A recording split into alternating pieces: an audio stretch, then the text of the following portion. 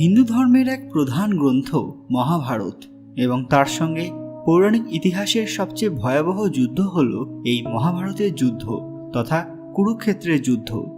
কিন্তু এটা কি আদৌ সত্যি ঘটনা নাকি কল্পনা মাত্র, এই নিয়ে রয়েছে হাজারো বিতর্ক। বহু কাল ধরে মানুষের মধ্যে আলোচিত হয়ে আসছে এই বিষয়টি। সত্যি কি দ্বারকানগরী বলে কিছুর অস্তিত্ব ছিল? সত্যি কি ছিল হস্তিনাপুর? পাণ্ডব কৌরব এদের মধ্যে কি আদৌ যুদ্ধ হয়েছিল? কুরুবংশের অস্তিত্ব এবং সর্বোপরি মহাভারতের প্রমাণ নিয়ে আজও বিভিন্ন মানুষের মধ্যে আলোচনা হয়েই থাকে। কিন্তু আধুনিক যুগে এমন কিছু প্রমাণ পাওয়া গেছে যা দেখার পর আর কোনো ব্যক্তি মহাভারতের সত্যতার ওপর কোনো প্রশ্নই করতে পারবেন না। তাই আজকের ভিডিওটি স্কিপ না করে সম্পূর্ণ দেখবেন। আর হ্যাঁ, কমেন্ট বক্সে ভক্তির সঙ্গে জয় শ্রীকৃষ্ণ লিখতে ভুলবেন না।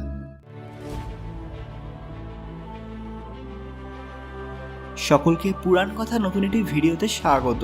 আজকে আপনারা জানবেন মহাভারতের সবচেয়ে বড় প্রমাণ। ভিডিওতে এগোনোর আগে সবাই আমাদের চ্যানেল পুরাণ কথা অফিসিয়াল মনে করে সাবস্ক্রাইব করে নেবেন। মহাভারতে উল্লেখিত বিভিন্ন জায়গা যার অস্তিত্ব সম্পর্কে অনেক প্রমাণ পাওয়া গেছে।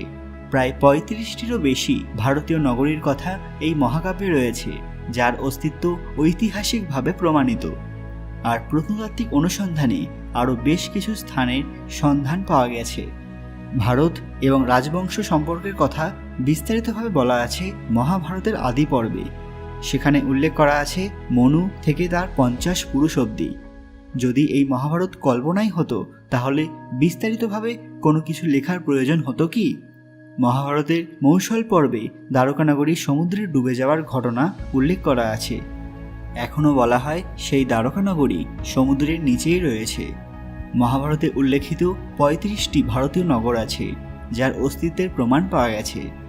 প্রত্নতাত্ত্বিকরা গুজরাটের সমুদ্রতল থেকে সেই প্রাচীন দ্বারকানগরীর ধ্বংসাবশেষ উদ্ধার করেছিলেন। পৌরাণিক কাহিনীতে বর্ণনা করা সেই দ্বারকানগরীর সাথে এই ধ্বংসাবশেষ হুবহু মিলে যায়। মহাভারতের উদ্যোগ পর্বে উল্লেখিত আছে কুরুক্ষেত্রের যুদ্ধ শুরুর আগে কৃষ্ণ হস্তিনাপুরে যাত্রা করেছিলেন। তখন ছিল কার্তিক মাস এবং সেদিন চন্দ্র রোহিণী নক্ষত্রে অবস্থান করছিল। কৃষ্ণ যখন তার যাত্রাপথে বৃকস্থল নামক একটি জায়গায় বিশ্রামের জন্য নামেন, তখন চন্দ্র ভরণী নক্ষত্রে বিরাজ করছিল। জ্যোতির্বিদরা মহাভারতের আনুমানিক কাল এবং উল্লেখিত তিথির সঙ্গে সেই সময়ের মিল খুঁজে পেয়েছেন। পুরাণে মৌর্য, গুপ্ত এবং ইন্ডো গ্রিক এইসব রাজবংশের কথার উল্লেখ পাওয়া গেছে। এই রাজবংশগুলির সত্যতা ঐতিহাসিকরাও মেনে নিয়েছেন। আর মহাভারতে তো এই রাজবংশগুলির উল্লেখ বহুবার রয়েছে। মহাভারতের ঐতিহাসিকতা নিয়ে বিতর্ক কোনো নতুন বিষয় নয়। ইউরোপে মহাকবি হোমারের লেখা ইলিয়াড এবং ওডিসি নিয়ে যেমন বহুবার বিতর্ক হয়েছে, ঠিক তেমনি রামায়ণ এবং মহাভারত নিয়ে কম গবেষণা করা হয়নি।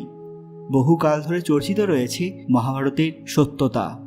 এই গ্রন্থের কলেবর তথা কাহিনীতে বর্ণিত দেবদেবী, চমকপ্রদ অবতারগণ, নায়ক নায়িকা, রোমাঞ্চকর টানাপোড়েন, ধর্মোপদেশ, রাজনীতি, কূটনীতি সব মিলিয়ে মহাভারতকে প্রকৃত মহাকাব্য করে তুলেছে। এই গ্রন্থ আকারে পৃথিবীর সর্ববৃহৎ মহাকাব্য বলে স্বীকৃত হয়েছে আর মানুষের মধ্যেও বিশেষ গ্রহণযোগ্যতা লাভ করেছে। মহাভারতকে সংহিতা বা সংগ্রহ গ্রন্থ এবং পঞ্চম বেদ স্বরূপ ধর্মগ্রন্থ বলা হয়ে থাকে। মহান ঋষি ব্যাসদেব স্বয়ং নিজেই মহাভারতকে ইতিহাস বলে আখ্যা দিয়েছেন। এখানে তার কথার অর্থ হলো এইসব ঘটনা ঘটেছিল। যদি এটা কল্পনা মাত্রই হতো তাহলে ব্যাসদেব কেন মহাকাব্য বা কথা এই কথাগুলো লেখেননি? লিখেছেন ইতিহাস। সর্বোপরি সমস্ত বড় নগরী যেমন হস্তিনাপুর, দ্বারকা, মথুরা, বৃন্দাবন সব জায়গা বর্তমানে ভারতেই রয়েছে। অর্থাৎ এর অস্তিত্ব একদম সত্য, যা প্রমাণ করতে লাগে না। অর্থাৎ এর থেকে আমরা পরিষ্কারভাবে বলতেই পারি যে মহাভারত কোনো পৌরাণিক ঘটনা নয়, এটা আমাদের সবার ইতিহাস। সবাই গর্বের সঙ্গে জয় শ্রীকৃষ্ণ লিখতে ভুলবেন না।